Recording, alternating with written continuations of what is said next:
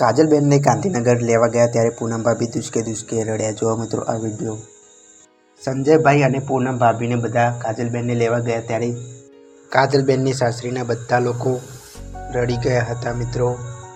કરણજીનું અવસાન થવાથી કાજલબેન અને કાજલબેનની સાસરીના ઘરના બધા સભ્યો દુઃખી છે મિત્રો. કરણજીનું અવસાન થવાથી બધા લોકો દુઃખી છે મિત્રો. એટલે સંજયભાઈ કાજલબેનને તેમના ઘરે લઈ જવા માટે આવ્યા છે. તેથી ગાંધીનગરથી તેમના ઘરે લઈ જાય છે સંજયભાઈ કાજલબેનને. તેથી બધા લોકો રડે છે મિત્રો.